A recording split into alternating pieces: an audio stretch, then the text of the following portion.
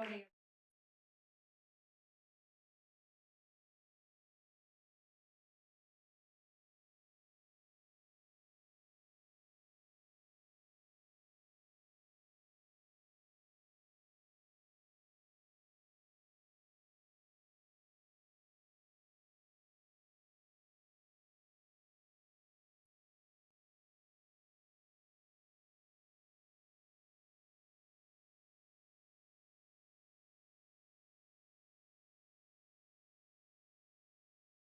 I think for this room is the clean industrial deal, which I think we reported yesterday. We're now expecting on the 26th of February. So now we are digging into any indications of what might be in it, but what we do already know is some of the contours of the second von der Leyen Commission. A strong focus on competitiveness, commissioners with interlinked and overlapping portfolios, green policies combined with an unabashed focus on strengthening industry. And of course, all this is partly driven by the new political reality. We do have a much more right-wing European Parliament and a growing number of populist and far-right leaders. And of course, across the Atlantic, we're soon to have Donald Trump and his America First policies. So what does all that mean for European policymaking?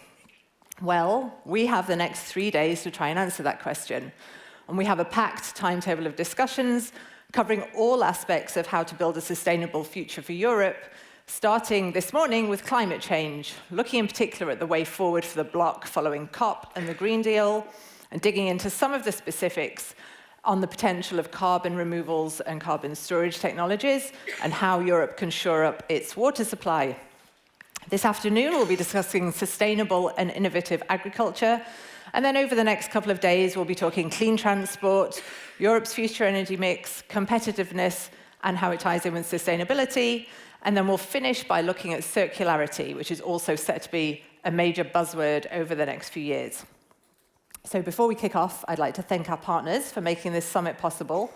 Our leading partners, we have Amazon, BMW Group, Coca-Cola Europe, Corteva Agriscience, GE Aerospace, Moeve, and the Polish Electricity Association. Our presenting partners, we have ADM, EDF, Geopost, GE Vernova, IRU, McCain, and Yara. Our networking partner is A2A, and our visibility partner is the Zoe Institute for Future Fit Economies. Just a couple of housekeeping rules before I leave the stage and let you get on with the day. We do love a good debate, so let's keep the conversation going. Please do share your thoughts with us on X or Blue Sky or any social media you prefer using our hashtag Politico Sustainable Future Week. We're looking forward to your thoughts. Now, some of our sessions will include Q&A for our audience here in the room, and those sessions are indicated on the program, and our moderators will also let you know when there are Q&As. And you can ask questions by raising your hand, and you'll be handed a microphone. As a general rule, we do ask you to keep your questions really snappy, avoid statements, and indicate who you are and what your organization is.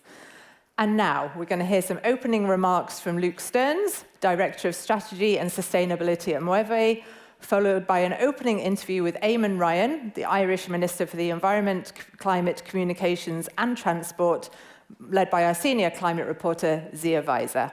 Thank you very much.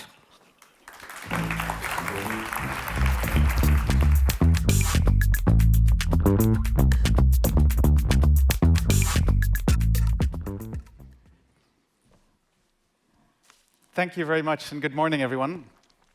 As I stand here before you today, there's no denying that Europe is far off its 2030 targets. And there's no denying that the urgency of meeting those targets has only become greater. 2024 is going to be the warmest year ever, and yet it will probably be the coldest year we will have experienced going forward. We see the effects of climate change all around us, on the real lives of people and on the real economy, and yet we're behind. We're behind on the Paris Agreement. We're behind most of the metrics and targets that the governments have set themselves. Why are we not in panic mode? Following Russia's invasion of Ukraine, many believed that this would be the moment Europe seriously invested in its energy future, an independent and clean energy future. Europe's Green Deal, the policy initiative to take Europe to net zero by 2050, with a secure supply of low-carbon energy, promised a revolution. Yet that revolution has been paralyzed. Take green hydrogen, which Europe needs to decarbonize crucial, hard-to-abate parts of the economy. That cannot be powered by electrons, such as heavy transportation and also industry. The European Commission's REPowerEU recognized this and set an ambitious target of 20 million tons of renewable hydrogen by 2030. But nearly 3 years later, the continent still has no meaningful new green hydrogen projects under construction.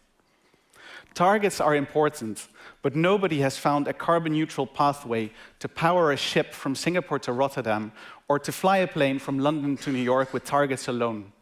We need action to meet Europe's ambitious targets, to implement the Green Deal, and to start building the infrastructure necessary to deliver a secure and clean energy supply at a competitive price. The Green Deal is exactly what Europe needs to reindustrialize, to achieve global competitiveness, and to deliver economic progress.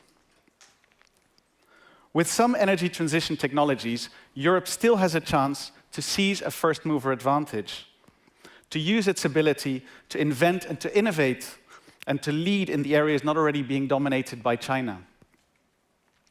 We have an opportunity to prove that the energy transition is not a linear process, but exponential, and that we can really start to grow fast once we bring low carbon and no carbon solutions into the market.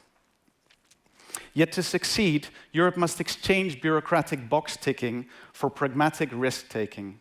It must focus on large-scale projects that make a real difference for the continent as a whole and back them wholeheartedly. Spain, for example, has very high irradiation levels to generate cheap solar power.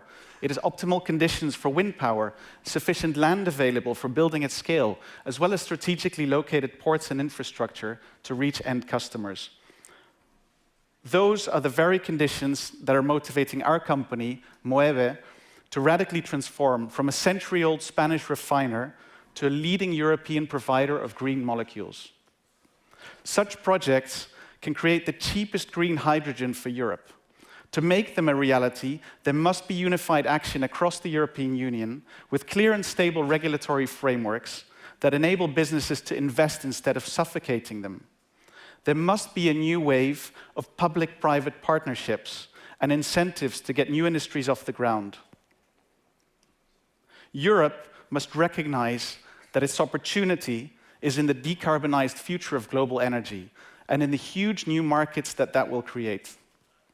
We must rediscover the sense of urgency that we all felt following the invasion of Ukraine, rise from our complacency, and remember that Europe will never be competitive when a major source of its energy, natural gas, is fundamentally uncompetitive.